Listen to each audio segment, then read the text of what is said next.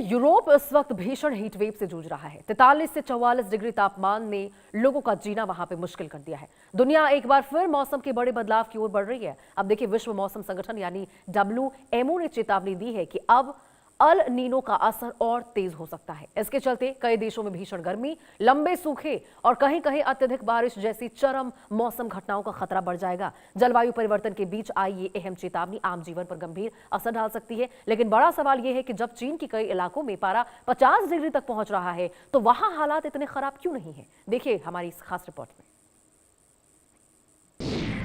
El Nino होगा और मजबूत, दुनिया पर बढ़ेगा हीटवेव, सूखा और भारी बारिश का खतरा। दुनिया इस वक्त आग की तपिश महसूस कर रही है। यूरोप, उत्तरी अमेरिका और एशिया के कई हिस्से रिकॉर्ड तोड़ गर्मी झेल रहे हैं। कई सड़कें पिघल रही हैं। कहीं लोग घरों से निकलकर फव्वारों और झीलों में राहत तलाश रहे हैं। यहाँ तक कि विश्व मौसम संगठन यानी WMO ने चेतावनी दी है कि अल नीनो की स्थिति और मजबूत हो सकती है। प्रशांत महासागर में बढ़ती गर्मी दुनिया के मौसमी संतुलन को गंभीर रूप से प्रभावित कर सकती है। अल नीनो एक प्राकृतिक जलवायु घटना है जिसमें मध्य और पूर्वी प्रशांत महासागर की सतह का तापमान सामान्य से अधिक गर्म हो जाता है। इसका असर सिर्फ समुद्र तक सीमित नहीं रहता, बल्कि दुनिया भर के मौसम चक्र को बदल देता है।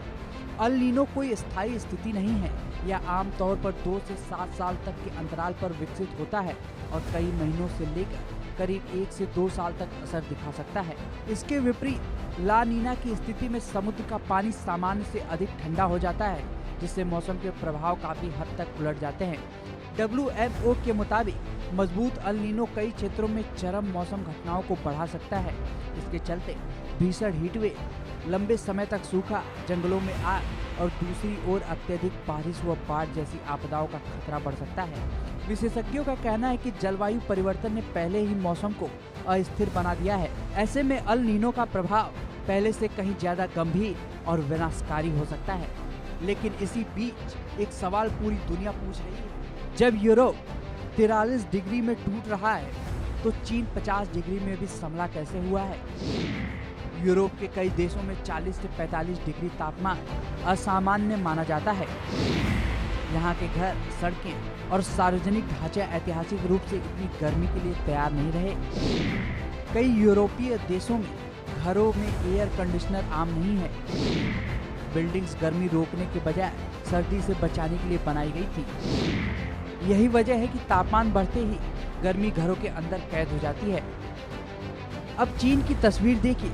शिनजियांग, शांगसी और उत्तर पश्चिमी चीन के कई इलाके हर साल 44 से 50 डिग्री तक की गर्मी झेलते हैं। लेकिन यहाँ सिर्फ आदत नहीं, तकनीक भी काम कर रही है। चीन ने गर्मी से लड़ने के लिए अपनाया है रूफटॉप मिस्ट कूलिंग सिस्टम।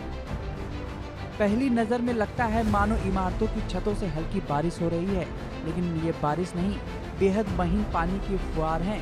ये बूंदें इतनी सूक्ष्म होती हैं कि जमीन तक पहुंचने से पहले ही गर्म हवा में भाप बन जाती हैं। यहीं छिपा है असली विज्ञान।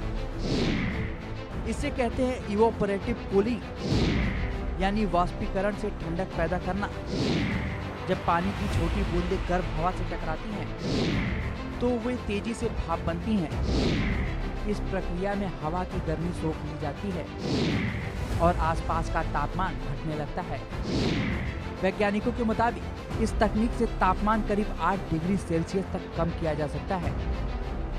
हालांकि कहानी सिर्फ तकनीक की नहीं है। चीन और भारत जैसे देशों में लोग दशकों से भीषण गर्मी के बीच जीने के आदी हैं। दैनिक जीवन, कपड़े, काम के समय और इमारतों के डिजाइन सब गर्म जलवायु के मुताबिक ढले हुए हैं। जबकि यूरोप में ऐसी गर्मी लंबे समय तक दुर्लभ रही।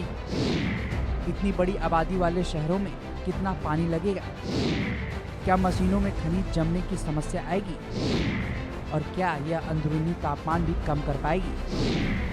विशेषज्ञ अभी इन सवालों के जवाब तलाश रहे हैं। लेकिन एक बात साफ है, जलवायु परिवर्तन अब भविष्य नहीं, वर्तमान बन चुका है। हीट वेव अब नई सामान्य स्थिति बन रही है। ऐसे में दुनिया को सिर्फ एसी नहीं, नए वैज्ञानिक समाधान भी तलाशने होंगे, क्योंकि सवाल सिर्फ गर्मी का नहीं, जीवन बचाने का है। Bureau report, India news. चलिए, और इसी के साथ खबरों का सिलसिला लगातार जारी रहेगा। फिलहाल एक छोटे से ब्रेक के लिए आप